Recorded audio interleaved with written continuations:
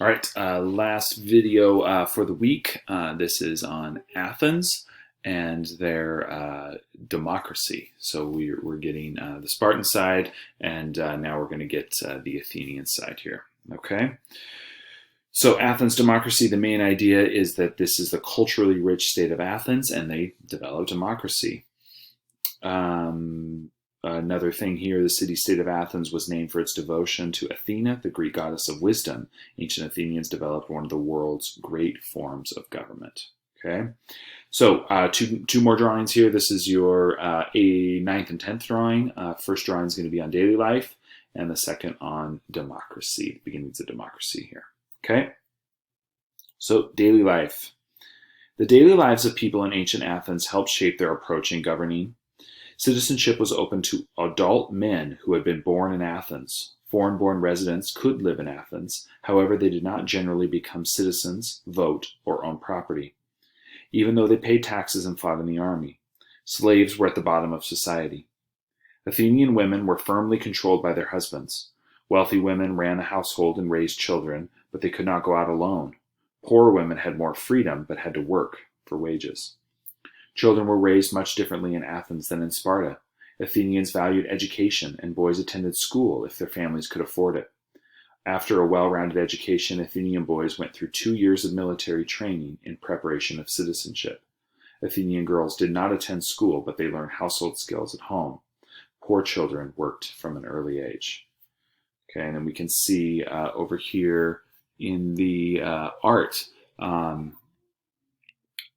art on ancient Greek pots allows a glimpse into daily life of ancient Greece.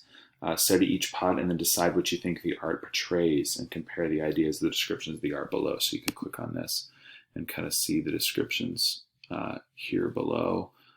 So this is an athlete, throwing a ball to the trainer. Over here, that's this one. Kind of hard to see what that is. Servant is helping someone tie her shoe. Crazy. This one here. A merchant watches over his goods. Let's get his stuff here. These are all clickable on the. Oh, cool. These are all clickable and enlargeable. So looks like we got somebody working on a fire here. Priest and his assistant are lighting a fire. So this woman looks like she's doing her hair, combing her hair.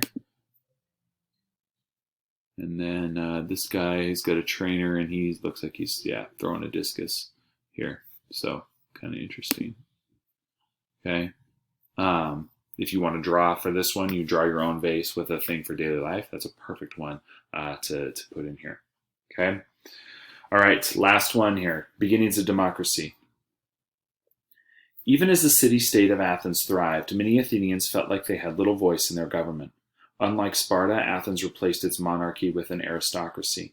Trouble arose when aristocratic families began to fight with each other, and farmers started to protest decreasing wealth and land. A time of increasing strife and, on occasion, violence in Athens followed. The harsh code of laws made things worse. In 594 BC, the aristocrats responded to the crisis by granting special powers to a trusted man named Solon. He improved conditions for the poor by limiting the power of the aristocracy and allowing an assembly of free citizens to pass laws. In 508 BC, Athens established a democracy, a form of government in which the citizens have a direct role in governing. Athenians were less devoted to war than were the Spartans, although their citizen soldiers were capable.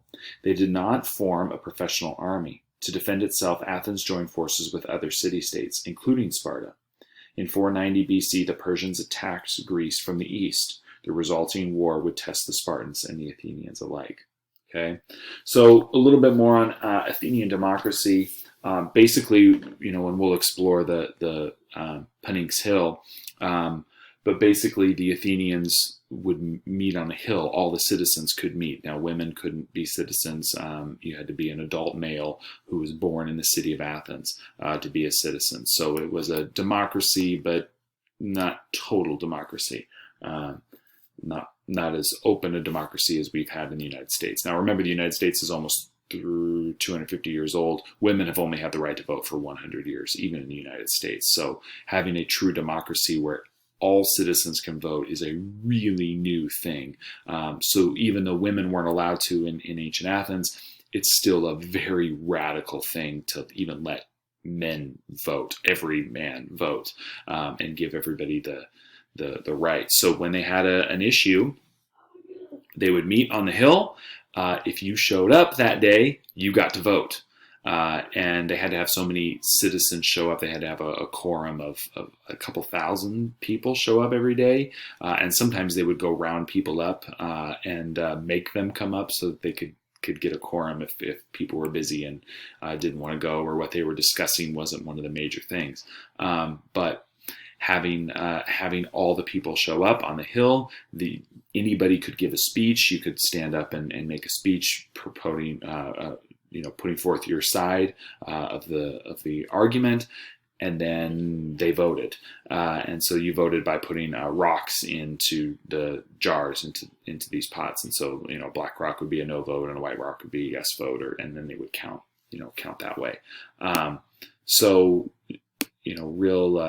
Real interesting form of government.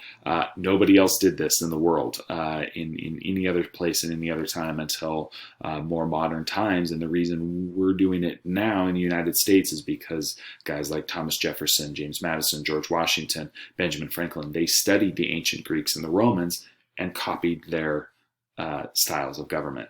And so the only reason we have a democracy today is because the Athenians did before. And the same with the French and the French Revolution, about the same time as the American Revolution, that started a more democratic form of government that today we look at and say, well, yeah, obviously that's the best form of government. That seems so obvious to us today that everybody should get to decide, and we vote, and whoever wins the vote, they've got a time limit, and then when their time's up, somebody else takes a turn in the leadership role, and that's how it's always worked for us and worked the best. But none of that would be possible if this little city in Greece, Athens, hadn't been able to do it.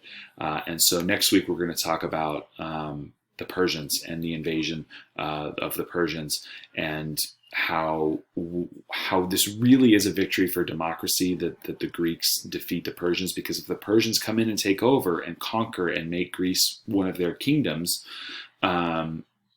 Athens' democracy is not allowed to continue, and it doesn't become a thing, and maybe it's never even invented at all.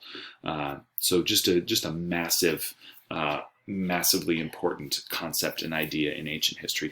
Can't stress it enough. The Spartans were cooler and more interesting in some ways, but the Athenians and what they did with this crazy idea of giving every citizen the right to vote is just really, really remarkable. And so we'll kind of continue talking about that as we go through. And next week we'll talk about some of the wars, the big wars between the Athenians and Spartans, and then when the Athenians and Spartans joined together to defeat the Persians. Okay. All right, that's it. I did 6 videos this morning, so I am good. We'll do that stuff next week. The week after, we'll do our virtual tour. Then we'll wrap up ancient Greece, and school year's just about over. So we're starting to see the finish line here. All right. Hope you guys have a great week. Email me if you have any questions, or comment in the Google Classroom. That works out really well. All right. Talk to you guys later. Bye. Or adiosas, as the Greeks would say.